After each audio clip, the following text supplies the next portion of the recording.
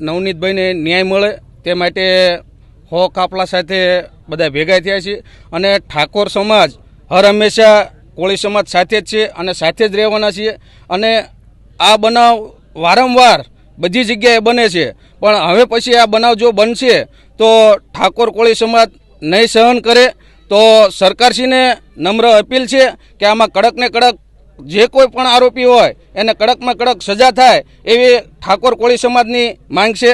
જય વેલનાથ, જય માનદાતા. આવતા દિવસોની અંદર જો આ બગદાણાની અંદર નવનીતભાઈ માથે જે હુમલો થયો છે, જીવલેણ હુમલો કહેવાય, આ હુમલામાં ન્યાય નહીં મળે.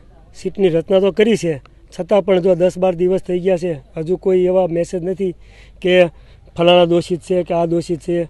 બરાબર નહીં થાય તો અમે લોકો ઉગ્ર આંદોલન કરીશું. આ અમારી ચીમકી છે બોટાદ જિલ્લા કોળી સમાજ વતી, ઠાકોર સમાજ વતી. અને કોળી સમાજ અને ઠાકોર સમાજ સૌરાષ્ટ્રની પણ ગુજરાતભરમાં જાગી ગયો છે. હવે આવા હુમલા થાય એ સહન નહીં થાય, આટલું જ કહેવા માગું છું.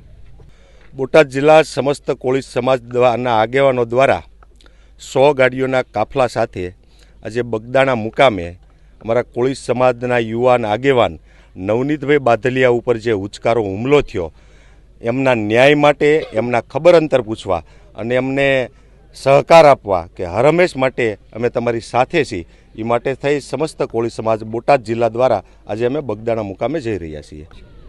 આજે નવનીતભાઈ ઉપર જે હુમલો થયો છે એના માટે ધારાસભ્યો, સાંસદ સભ્યોએ બધાએ સમૂહમાં મળી અને સરકારશ્રીને રજૂઆત કરી છે કે ભાઈ નવનીતભાઈ બાદલિયાને ન્યાય મળે.